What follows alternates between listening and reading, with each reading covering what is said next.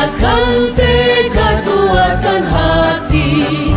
Negeri ini memanggilmu kawan, belajar bergerak berbagi untuk negeri.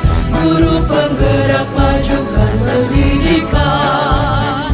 Guru penggerak Assalamualaikum warahmatullahi wabarakatuh. Perkenalkan, nama saya Yurizar, calon guru penggerak angkatan 9 dari Ojabili. Kali ini saya akan mewawancarai Kepala Sekolah SDIT Kawasan Doli, Bapak Asmawi SPDI. Bagaimana cara Bapak Asmawi SPDI mengambil keputusan dalam menjalankan tugasnya sebagai kepala sekolah? Selamat pagi, Pak. Selamat pagi, Bu. Apa kabarnya hari ini? Alhamdulillah baik. Jadi kami di sini sebagai calon guru penggerak ingin mewawancarai Bapak bagaimana cara Bapak mengambil keputusan dalam menghadapi masalah-masalah yang ada di SD Kawasan ini. Bagaimana Bapak dalam mengidentifikasi kasus-kasus yang merupakan dilema etika ataupun rujukan moral di SD Kawasan ini? Baik, Bu Yulizar, ya. Kami akan menyampaikan terkait dengan dilema etika. Dilema etika ini di mana kita dihadapkan dengan studi kasus yang sebenarnya sama-sama dibutuhkan di lembaga pendidikan, sama-sama penting kadang-kadang, tapi tetap harus kita putuskan gitu kan, mana yang lebih diprioritaskan. Jadi kita lihat di sini untuk dilema etika ini kita sesuaikan dengan kebutuhan peserta didik dulu. Jadi karena komponen yang paling penting sebagai objek penerima proses pembelajaran adalah peserta didik. Jadi kita lihat dulu kasusnya apa gitu kan, kita diskusikan dan kita pilih mana yang lebih dahulu dibutuhkan oleh lembaga pendidikan. Jadi kalau misalnya ada pihak-pihak yang memberikan rujukan moral kepada Bapak, bagaimana cara mengambil keputusan? Kalau terkait dengan rujukan moral di sini kan, Bu, ada sesuatu yang memang dibutuhkan, ada yang mungkin belum dibutuhkan atau bahkan tidak dibutuhkan oleh lembaga pendidikan. Jadi di sini tetap, Bu, kita akan jalankan musyawarah, komunikasi antar pihak-pihak yang terkait terutama gitu kan. Terutama di sini kalau di SDIT Kawasan Ilmi sendiri ada tim manajemen namanya. Tim manajemen ini adalah tim-tim yang biasanya diajak musyawarah untuk menentukan garis besarnya, gitu kan? Menentukan garis besarnya sebelum kita bawa ke paripurna atau bersama dewan guru yang lainnya atau stakeholder yang lainnya. Bagus sekali, Pak, ya. Ini mudah-mudahan ya. Nah, jadi yang kedua, Pak, selama ini bagaimana Bapak menjalankan mengambil keputusan di sekolah, terutama untuk kasus-kasus di mana ada dua kepentingan yang sama-sama benar, satunya benar, satunya juga benar juga. Ya, makanya tadi, Bu, ketika misalkan kita dihadapkan dengan kasus, gitu kan, misalkan kita ambil ini pelaksanaan kegiatan pengembangan siswa misalkan. Jadi di sekolah itu ada dua kegiatan yang sama, misalnya sama-sama baik dan sama-sama dibutuhkan, Bu. Jadi di sini ada pembinaan karakter siswa. Pembinaan karakter siswa ini disebut dengan BPI namanya, Bu, ya. Jadi bina pribadi Islam. Jadi kita membina karakter keislaman peserta didik di luar proses KBM misalnya. Yang kedua, kita juga ada pembinaan karakter SDM. Jadi guru-guru kita dibina baik kemampuan keterampilan membaca Al-Quran misalkan, Bu, pembinaan karakter bagaimana nilai-nilai Islam itu bisa diterapkan di lembaga, dan itu sama-sama dilaksanakan di hari yang sama misalkan ini yang semester ini misalkan tahun pelajaran ini dilaksanakan di hari Kamis. Jadi kami harus mengkondisikan mana yang harus didahulukan. Maka di sini kita ajak musyawarah, tim yang terkait, penanggung jawab kegiatan itu kita ajak musyawarah berunding sehingga bisa dihasilkan. Misalkan di Kamis pekan pertama dan pekan ketiga itu pembinaan SDM, sedangkan Kamis di pekan kedua dan pekan keempat itu pembinaan peserta didiknya oleh SDM. Jadi di sini dua kegiatan ini bisa sama-sama berjalan. Hanya saja mungkin ada pengurangan limit waktunya dan estimasi waktunya yang berkurang dan pembagian jadwalnya. Ya, Bagus sekali Pak ya. amin, mudah-mudahan ya. Ya, jadi yang kedua Pak ya, selama ini bagaimana Bapak menjalankan mengambil keputusan di sekolah, terutama untuk kasus-kasus di mana ada dua kepentingan yang sama-sama benar, misalnya satunya benar, satunya juga benar juga. Ya, makanya tadi Bu, ketika misalkan kami dihadapkan dengan kasus, misalkan kita ambil ini pelaksanaan kegiatan pengembangan siswa misalkan. Jadi di sekolah itu ada dua kegiatan yang sama, misalnya sama-sama baik dan sama-sama dibutuhkan Bu. Jadi di sini ada pembinaan karakter siswa. Pembinaan karakter siswa ini disebut dengan BPI namanya Bu ya. Jadi Bina Pribadi Islam. Jadi kita membina karakter keislaman peserta didik di luar proses KBM misalnya. Yang kedua, kita juga ada pembinaan karakter SDM. Jadi guru-guru kita dibina baik kemampuan keterampilan membaca Al-Quran misalkan Bu, pembinaan karakter bagaimana nilai-nilai Islam itu bisa diterapkan di lembaga, dan itu sama-sama dilaksanakan di hari yang sama. Di hari yang sama misalkan ini yang semester ini misalkan pelajaran ini dilaksanakan di hari Kamis. Jadi kami harus mengkondisikan mana yang harus didahulukan. Nah, di sini kita ajak musyawarah, tim yang terkait, penanggung jawab kegiatan itu kita ajak musyawarah berunding sehingga bisa dihasilkan. Misalkan di Kamis pekan pertama dan pekan ketiga itu pembinaan SDM, sedangkan Kamis di pekan kedua dan pekan keempat itu pembinaan peserta didiknya oleh SDM. Jadi di sini dua kegiatan ini bisa sama-sama berjalan. Hanya saja mungkin ada pengurangan limit waktunya dan estimasi waktunya, maksudnya estimasi waktunya yang berkurang dan pembagian jadwalnya. Yang sudah kita alokasikan waktunya itu hari Kamis. Menarik sekali Pak ya. Kemudian langkah-langkah atau prosedur seperti apa yang biasa Bapak lakukan selama ini dalam melaksanakan kegiatan tersebut? Ya, jadi kalau prinsip mengambil keputusannya Bu, ini kembali ke prinsip. Sebenarnya prinsip pengambilan keputusannya ini ya kita pertama memperhatikan hasil akhir. Biasanya di akhir tahun pelajaran kita melakukan refleksi. Jadi refleksi akhir tahun, mana kegiatan-kegiatan yang potensial, mana kegiatan-kegiatan yang bisa kita tunda atau kita lakukan secara berkala gitu kan Bu. Nah, jadi memang kita melihat juga hasil akhir, kita melakukan analisis juga kemampuan, terutama karena kita di lembaga swasta Bu ya. Jadi seluruh SDM kita ini bukan pegawai negeri, sehingga kadang-kadang kita menemukan permasalahan ada tambal sulam SDM. Jadi ada SDM yang keluar, ada SDM yang masuk. Jadi kita analisis dulu. Jadi kemampuan kita di tahun pelajaran ke depan ini apa gitu kan? Mana kegiatan-kegiatan yang akan kita unggulkan, mana kegiatan-kegiatan yang mungkin tidak relevan lagi atau yang tidak kondusif untuk dilakukan di semester berikutnya. Jadi berdasarkan itu dan hasil dari refleksi itu kita bawa dalam rapat terbatas bersama tim-tim manajemen tadi yang kami sebutkan di awal, dan hasil itu setelah diputuskan di sana akan kita paripurnakan. Tapi setelah kita paripurnakan bukan berarti tidak boleh diubah atau tidak boleh dimodifikasi. Tapi setiap SDM memiliki kesempatan yang sama untuk melakukan inovasi atau modifikasi kegiatan yang sudah diputuskan oleh tim manajemen tadi. Sehingga kegiatan yang kita lakukan itu kegiatannya itu bisa kita pertanggungjawabkan secara bersama, bukan hanya otaknya di kepala sekolah misalkan. Kalau kepala sekolah yang mengerjakan tentunya tidak akan maksimal gitu kan, atau SDM kita hanya menjadi pesuruh kepala sekolah misalkan, ini kerjakan ini A, B, C gitu kan, itu juga hasilnya tidak maksimal. Jadi Bapak selalu melakukan analisis dan refleksi. Ya, refleksi yang tahun sebelumnya, dan kita analisis SWOT biasanya Bu, untuk kedepannya ini kekuatan kita apa, kelemahan kita apa gitu kan. Baru kita bawa ke musyawarah terbatas, baru kita paripurnakan. Jadi sehingga kalau setelah paripurna kita tidak berbantah-bantahan lagi, melainkan fokus bagaimana teknis pelaksanaan kegiatan yang sudah direncanakan.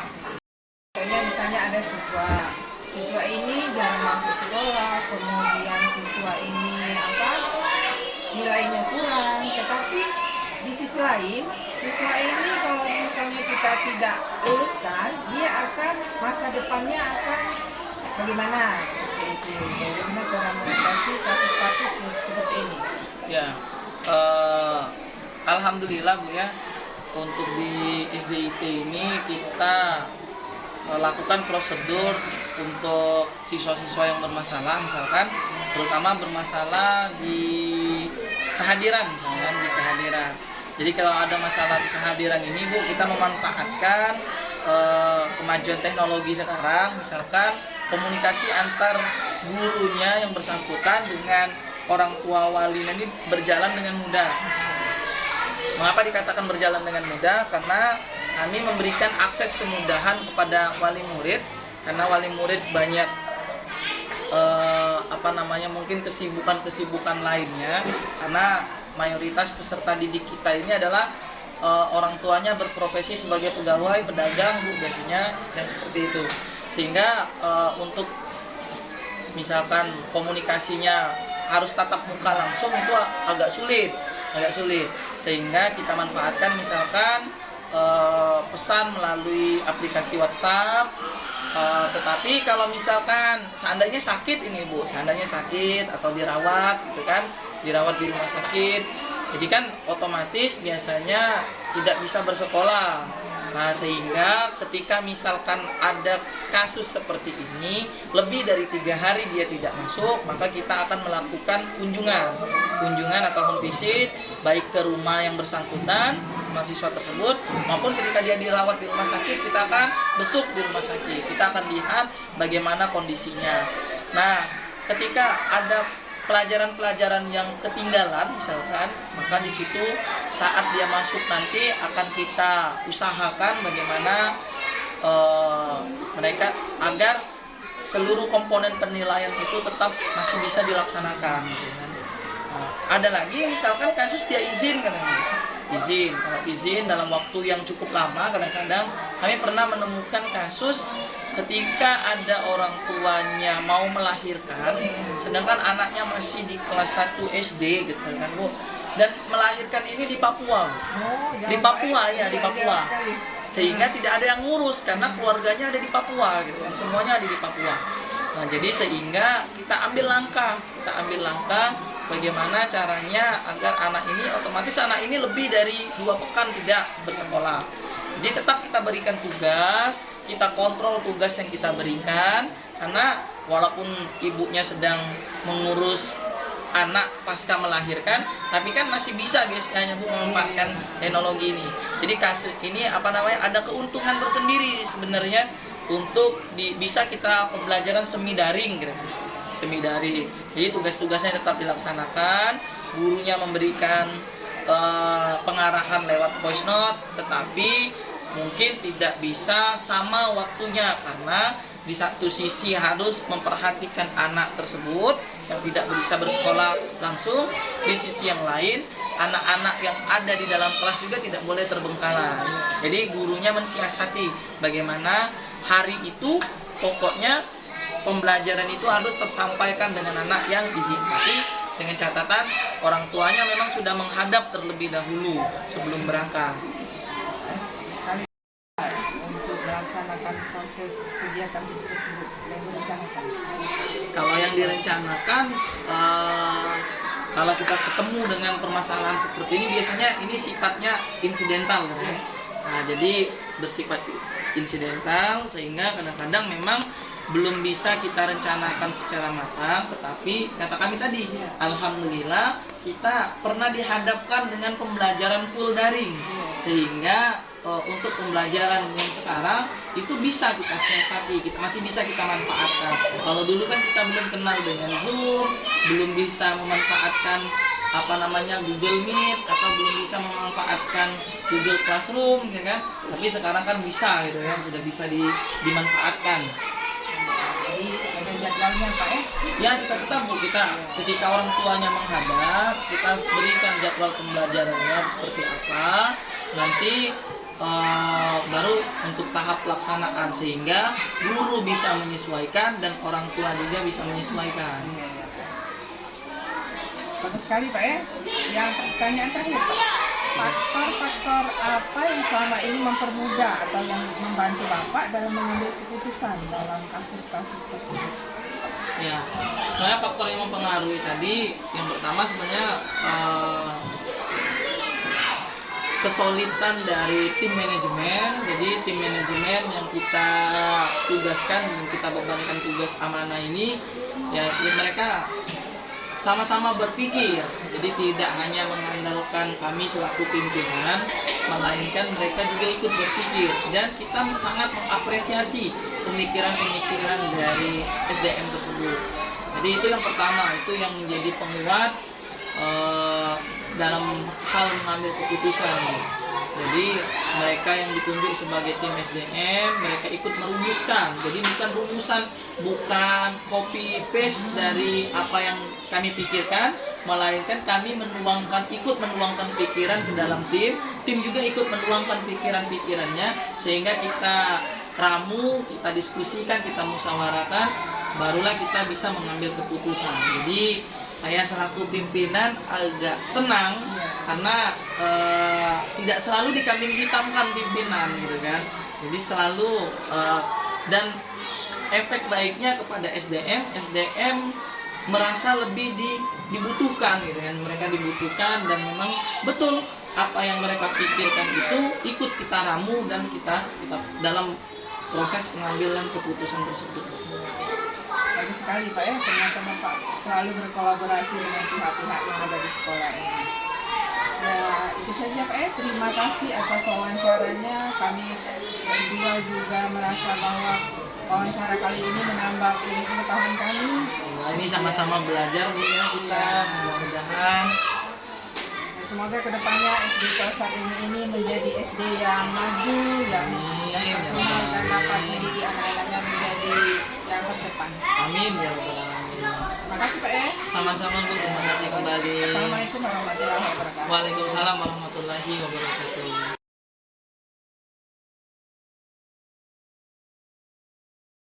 Assalamualaikum warahmatullahi wabarakatuh. Waalaikumsalam. Bu Epa, kami izin untuk wawancara untuk bagaimana cara Bu Epa mengambil keputusan dalam menghadapi masalah-masalah atau kasus-kasus yang ada di sekolah Ibu. Jadi, pertama Bu, bagaimana Ibu dapat mengidentifikasi kasus-kasus yang terjadi di sekolah, apakah itu merupakan dilema etika ataupun bujukan moral? Kalau menurut saya, Bu Elizar ya, suatu permasalahan kadang kita dihadapkan dengan berbagai problem ya. Ada yang dilema etika, ada yang bujukan moral, tergantung kita memilah problem tersebut. Nah, akan tetapi yang paling kita utamakan itu segala sesuatu keputusan itu yang sifatnya pengambilan keputusan itu harus mengedepankan yang namanya kepentingan orang banyak ya. Jadi ketika sesuatu itu kita kedepankan kepentingan orang banyak, maka kita harus menyampingkan untuk kepentingan kelompok ataupun kepentingan individu. Bagus sekali Bu ya. Jadi bagaimana cara Ibu mengambil keputusan jika ada kasus-kasus yang semuanya sama-sama benar? Ya.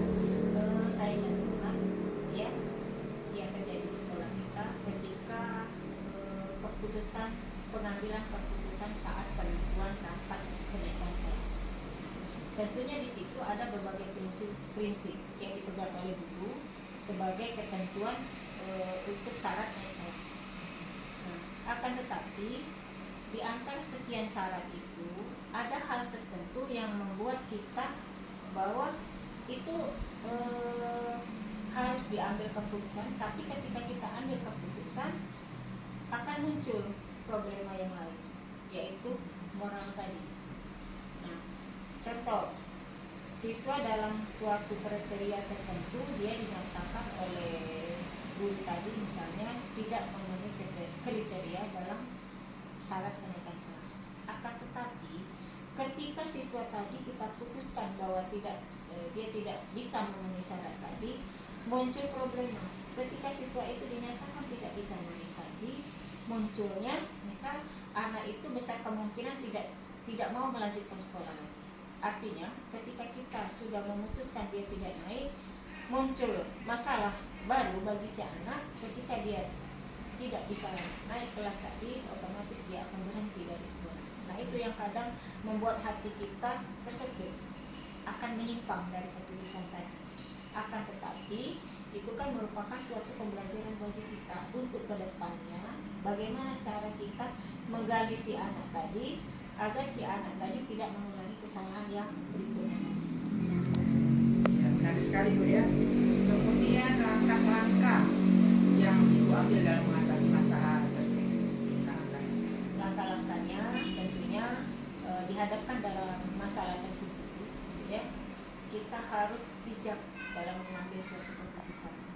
Keputusan itu tidak hanya saya sebagai pimpinan yang harus memutuskan, akan tetapi guru diajak musyawarah.